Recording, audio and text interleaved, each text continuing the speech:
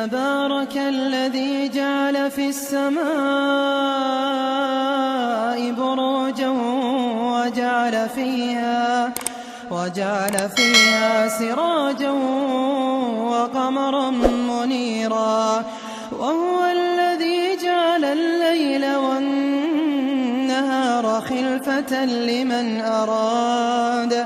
لمن أراد أن يذكر أو أراد شكورا. وعباد الرحمن الذين يمشون على الأرض هونا وإذا خاطبهم الجاهلون قالوا سلاما، والذين يبيتون لربهم سجدا وقياما، والذين يقولون ربنا اصرف عنا عذاب جهنم إن عذابها كان غراما إنها ساءت مستقرا ومقاما. والذين إذا أنفقوا لم يسرفوا ولم يقتروا وكان بين ذلك قواما.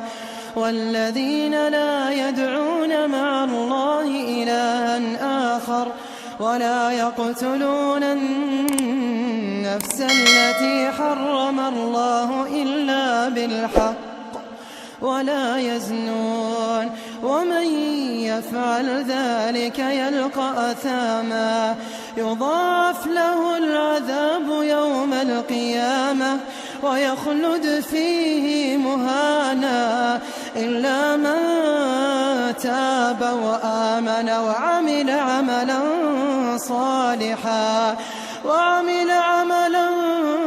صالحا فأولئك يبدل الله سيئاتهم حسنات وكان الله غفورا رحيما.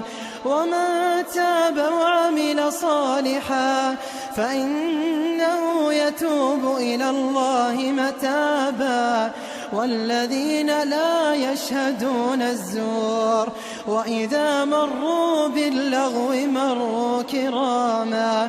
والذين إذا ذكروا بآيات ربهم لم يخروا عليها صما وعميانا.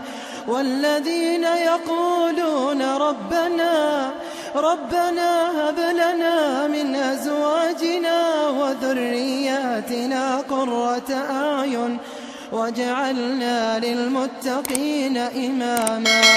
أولئك يجزون الغرفة بما صبروا ويلقون فيها تحية وسلاما خالدين فيها حسنت مستقرا ومقاما.